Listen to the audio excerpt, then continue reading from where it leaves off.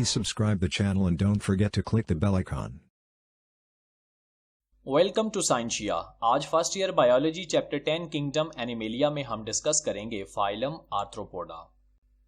Word Arthropoda दो word से derive हुआ है, जिसमें आर्थ्रोन का मतलब है जॉइंट और पोडा का मतलब है फीट। इसका मतलब ये हो गया कि इस फाइलम में ऐसे एनिमल्स पाए जाते हैं जिनके अंदर स्पेशलाइज्ड जॉइंटेड अपेंडेजेस होती हैं। इन तीन टर्म्स को समझने के लिए हमें इस डायग्राम को कंसीडर करना पड़ेगा। ये एक आर्थ्रोपोड एनिमल की डायग्राम है।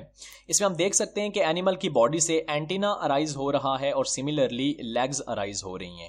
बॉडी से निकलने वाली आउटग्रोथ को अपेंडेज कहते हैं।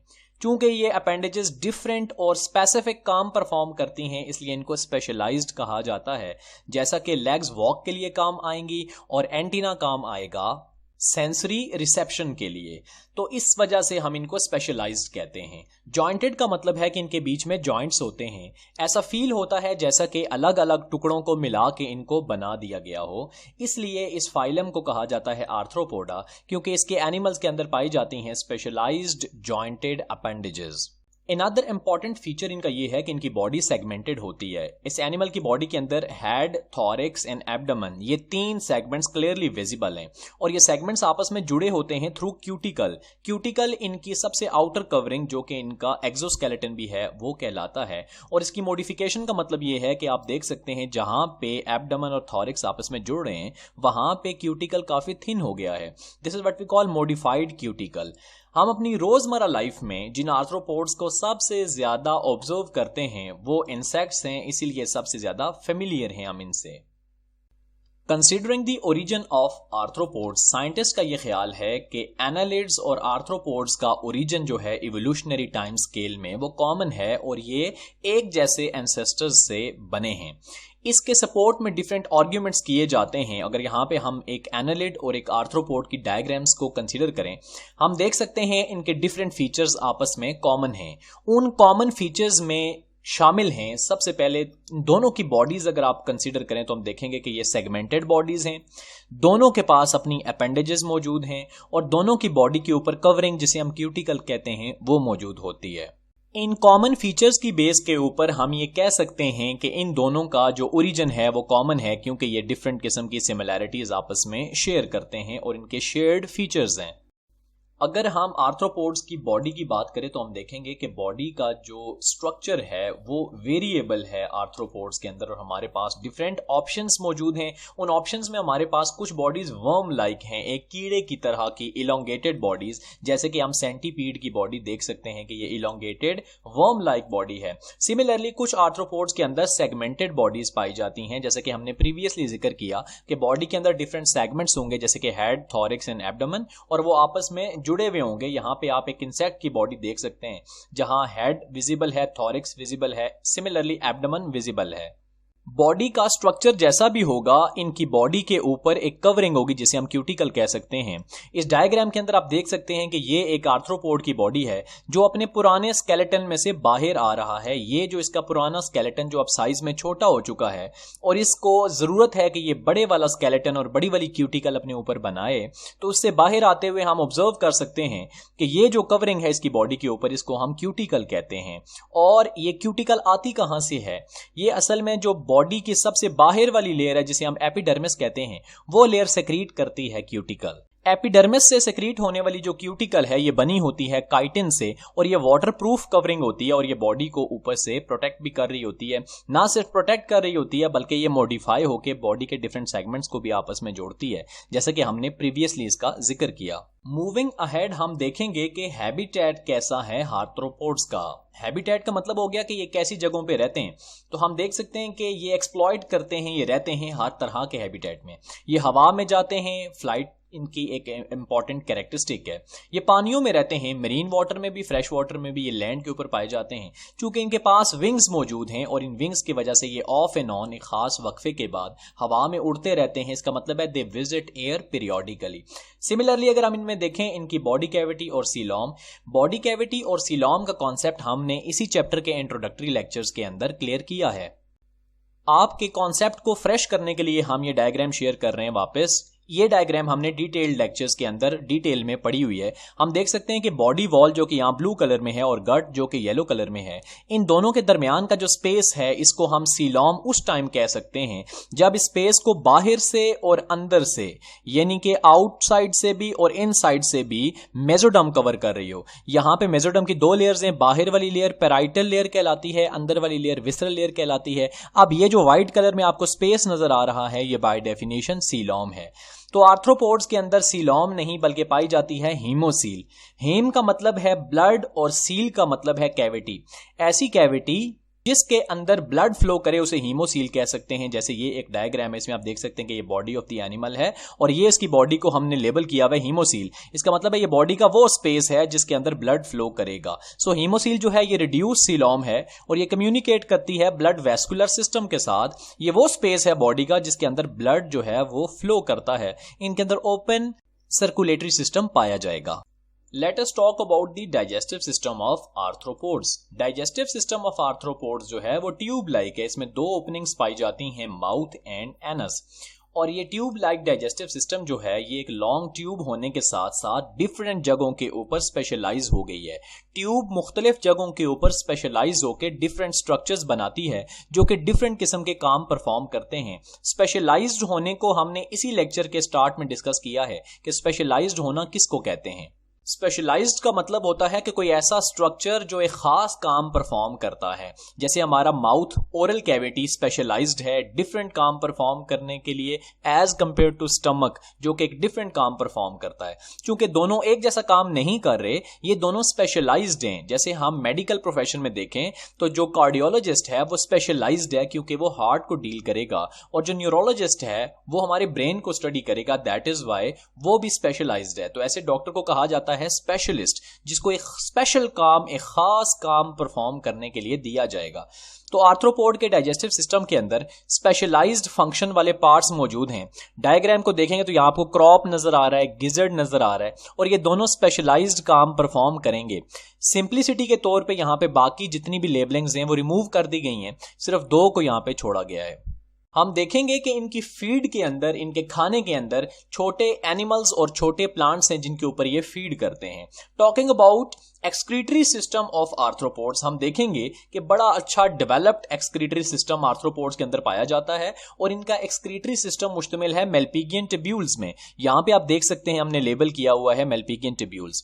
एक इंटरेस्टिंग फैक्ट ये भी है कि ये वो वाहिद एनिमल्स हैं कि जिनके अंदर जो इनका डाइजेस्टिव सिस्टम है वो एसोसिएट हो रहा है एक्सक्रीटरी सिस्टम के साथ। अब ये मेल्पिगियन ट्यूब्यूल्स कैसे काम करती हैं? ये बॉडी से नाइट्रोजनस वेस्ट को रिमूव करती हैं in the form of solid uric acid crystals. अगर हम इसको मैग्नीफाई करके देख लें, लेट सपोज ये डाइजेस्टिव सिस्टम है और ये साइड पे जो फिंगर लाइक प्रोजेक्शंस निकल रही हैं येलो कलर में, ये मेल्पिगियन ट्यूब्यूल्स हैं।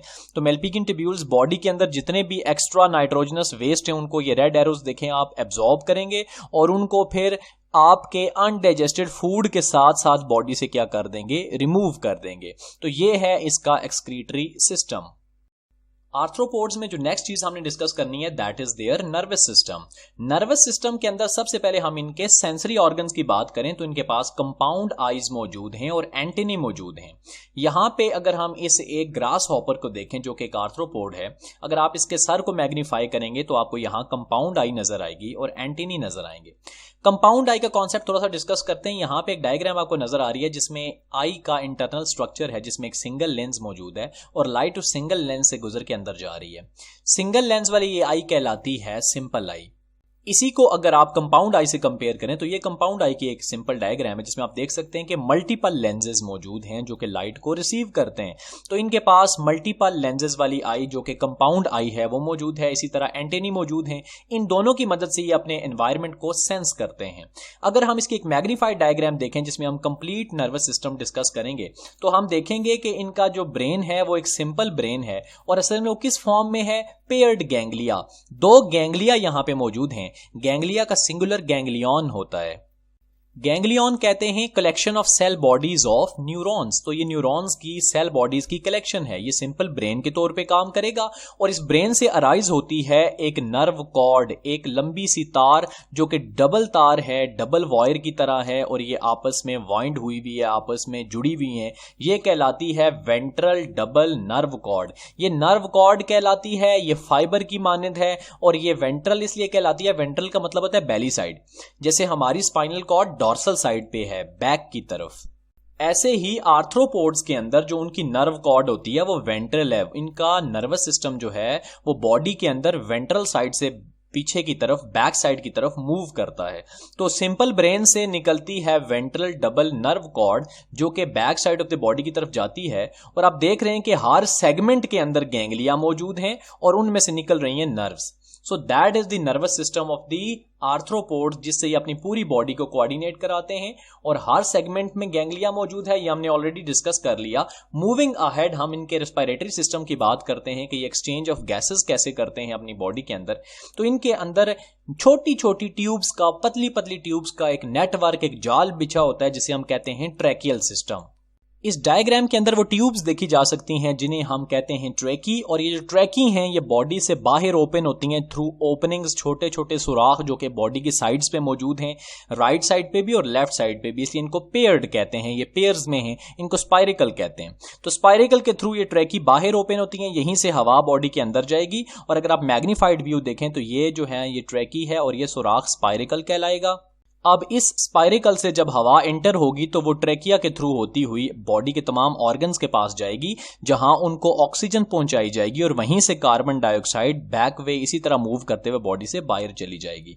जो एक्वेटिक आर्थ्रोपोड्स हैं उनके पास ट्रैकियल सिस्टम नहीं होगा, बल्कि वो गिल्स और बुक लंग्स को इस्तेमाल करेंगे। गिल्स तो हमने फिश में काफी दफा पढ़े होते हैं। बुक लंग्स में अगर आप ये डायग्राम देखें तो यहां पे आपको नजर आएगा कि बैली साइड के ऊपर ये मेम्ब्रेन्स एक दूसरे के ऊपर स्टैक हुई हुई हैं जैसे बुक के पेजेस होते हैं। तो इन मेम्ब्रेन्स के थ्रू ये सांस लेते हैं, इनको हम कहते हैं बुक लंग्स। बुक क्यों कहा? क्योंकि they resemble the pages of the book.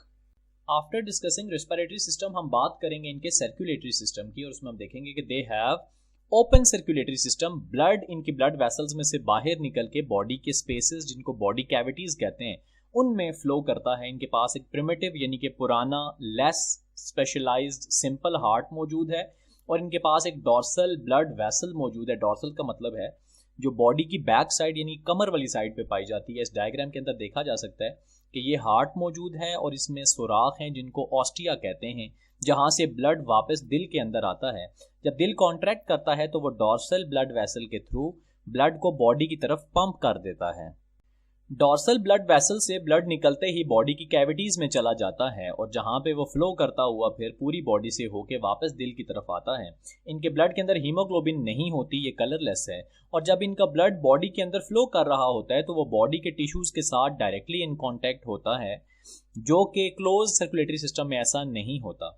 तो ये जब बॉडी के सेल्स को भिगोता है, उनको बाथ करता है, उनको वेट करता है, वहां पे एक्सचेंज ऑफ मटेरियल्स होते हैं and this is what we call circulatory system of arthropods. After circulatory system हम बात करेंगे इनके स्केलेटन की, जो कि हमने इनिशियल स्लाइड्स के अंदर भी बात की हुई है कि इनका स्केलेटन एक्सटर्नल है, बॉडी के बाहर है, इसे एक्सोस्केलेटन कहा जाता है। ये हमने बात की थी कि इनकी बॉडी की जो सबसे बाहर वाली लेयर है जिसे एपिडर्मिस कहते हैं, वो अपने ऊपर एक काइटिन का बना हुआ कवर रिलीज करती है, सेक्रीट करती है, उसे हम क्यूटिकल भी कहते हैं, एक्सोस्केलेटन भी कहते हैं। तो क्यूटिकल इसे इसलिए कहते हैं क्योंकि ये बॉडी के सबसे बाहर वाली कवरिंग है। एक्सोस्केलेटन जो है वो लाइट इन वेट है, ये काइटिन का बना हुआ है, ये ऑलरेडी हम डिस्कस कर चुके हैं और ये मदद करता है मसल्स अटैचमेंट में। अगर आप इस डायग्राम को देखें तो लेग के अंदर ये मसल्स मौजूद हैं और इसको अगर आप ये भी देखेंगे कि ये जुड़े हुए कहाँ पे हैं तो ये एक्सोस्केलेटन के साथ जुड़े हुए हैं। इन मसल्स के जुड़ने की वजह से ये मूव कर सकते हैं। अगर मसल्स के जुड़ने की जगह ना हो, अटैच होने की जगह ना हो तो इनकी मूवमेंट नहीं हो पाएगी। हम देखेंगे कि किस तरह से लोकोमोट करते हैं आर्थ्रोपोड्स, एक जगह से दूसरी जगह कैसे जाते हैं। कंसीडरिंग देयर लोकोमोशन हम देखेंगे कि ये काफ़ी तेज़ मूवमेंट शो करते हैं। ये स्विम कर सकते हैं, क्रॉल एंड इवन फ्लाई कर सकते हैं क्योंकि इनके पास पेयर्ड अपेंडेजेस के साथ साथ पेयर्ड विंग्स भी होते हैं। यहाँ पे आपको विंग्स भी विजिबल हैं। That is all about their skeleton and their type of locomotion. Arthropods के अंदर रिप्रोडक्शन की अगर बात करें तो इनके अंदर सेक्सेस सेपरेट होती हैं। इसका मतलब ये है कि एक बॉडी के अंदर सिर्फ एक तरह के सेक्स ऑर्गन्स पाए जाते हैं, इनको डाइशियस कहते हैं हम। मेल्स के अंदर टेस्टिस होंगी और वो स्पर्म्स प्रोड्यूस करेंगे, और फीमेल्स के अंदर ओवरीज पाई जाएंगी और वो एग्स प्रोड्यूस करेंगे। इनके अंदर एक बहुत इंपॉर्टेंट फिनोमेना मेटामॉर्फोसिस होता है। मेटामॉर्फोसिस एक ऐसा फिनोमेना है जिसमें मेटा का मतलब है चेंज और मॉर्फ का मतलब है फॉर्म। ये अपने डेवलपमेंटल साइकिल के अंदर अपनी फॉर्म को बदलते रहते हैं।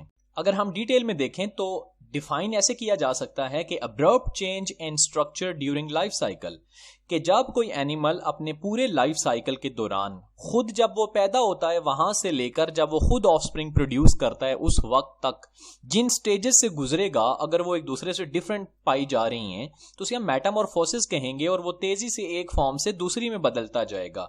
इनके अंदर 3 डिफरेंट फॉर्म्स पाई जाती हैं जो बड़ी वाज़ेह हैं मॉर्फोलॉजिकली, स्ट्रक्चरली। सबसे पहले एक एनिमल जो होगा, यहाँ पे हम बटरफ्लाई की एग्जांपल ले रहे हैं कि वो एग्स प्रोड्यूस करेगी, एग्स से उनके अंदर लार्वा प्रोड्यूस होगा। लार्वा जो है वो अपने एडल्ट से मिलता जुलता होगा, सिमिलर होगा। लार्वा देन डेवलप होगा इनटू मोशनलेस प्यूपा, और प्यूपा फाइनली एडल्ट में चेंज होगा। तो हम देखेंगे कि इस पूरे लाइफ साइकिल के दौरान ये डिफरेंट स्टेजेस से गुजरते हैं, और इसको हम कहेंगे मेटामॉर्फोसिस। एक इंपॉर्टेंट एमसीक्यू ये है कि इनका जो लार्वा होता है वो अपने एडल्ट से रिजेंबल करता है, सेम हैबिटेट में रह रहा होता है। इसको हम टेक्निकली निम्फ कहते हैं या फिर इंस्टार कहते हैं। Thank you so much for watching. हम जो next half of the lecture है वो अपनी दूसरी वीडियो के अंदर अपलोड करेंगे।